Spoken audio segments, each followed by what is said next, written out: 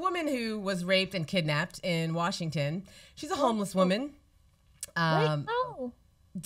Yeah, it's gonna get already better. broken. Yeah, it gets better. She was raped and kidnapped. I guess her boyfriend marched her into a room and demanded that she perform sexual favors on some guy to whom money was owed. This woman is homeless, serves couches to stay alive.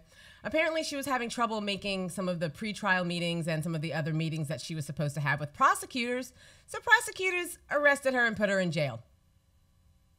So because enough bad things didn't happen to her. And they're making this argument, I'm sure, that is for her own good. She pressed charges and she needs to be available for court dates and things like that. But meanwhile, yeah, I mean, she was a victim of kidnapping and rape. They held this guy who abused her, held her against their will. And so the prosecutor's brilliant idea, because apparently not whether she was unwilling to cooperate, unable to cooperate, suffering through trauma, wasn't getting the notices because she didn't have a home, decided that it was a good idea to hold her against her will, to further traumatize her, which makes exactly no goddamn sense. She escaped totally naked and ran through the woods to get help. Like, Yeah. that isn't traumatizing enough for Yeah. somebody? Damn. So Washington, I mean, it's a rare procedure called a material witness warrant, where if a witness refuses to show up for trial or refuses to show up for pretrial meetings, they can issue a warrant for that person's arrest. Now, you know, that might make sense in cases where you're not dealing with sexual assault, where you're not dealing with the trauma of being kidnapped, of having to run and escape your kidnappers, running naked through the woods. And then it seems that there's a better way to handle this. I mean, yep, and yep. I know that, you know, there's always the issue for money, for budget, in order to be able to do this. But it seems as if we should think about, particularly in issues where people have been victimized, we should think a little differently about how we can do this, right? So this woman is already, you have in your reports that she does not have a home of her own. She's homeless, right? And there could be a problem with that. She may not have a job or anything.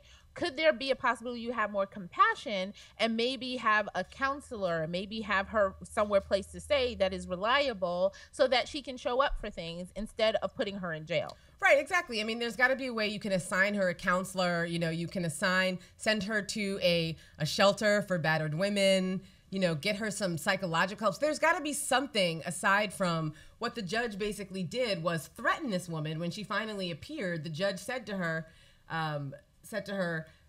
that the woman was going to be let go. She was already in jail. But the next day, the judge says to her, we're going to let you go, but you have to appear at the Hall of Justice on a weekly basis. If you have to appear more frequently if the prosecutors need you to, and that you have to stay put at your parents' house until the trial starts. And then the judge says to her, do you understand? If the prosecutors try to contact you and you're not there, there will be another warrant out for you and you'll go back to jail, and this time you're not getting let out. So way to threaten her, way to make her feel like, yeah, the justice system isn't already working for me, isn't on my side. I mean, it's just so lacking in compassion. Just really, again, everything can we could, if you would just treat human beings with compassion. Respect. Yeah, and, I mean, no matter the situation, you know, it would be so much better. If you just and if you don't view people, when we were talking about Pierce Morgan stuff online, Imani, it's like, if you don't treat people as if they're other, when you assume that they're other, they're not like you, then you treat them, speak to them, you know, in a manner that they're not human beings. Mm-hmm. And if you would just view, oh, here is another human being I'm talking to, here is, I'm, you know, and not sort of, I guess people sometimes maybe become desensitized. Yes, after you read so many cases and things on paper, it just becomes another client, is another thing I'm prosecuting, and maybe they lose compassion in that aspect, but that seems crazy.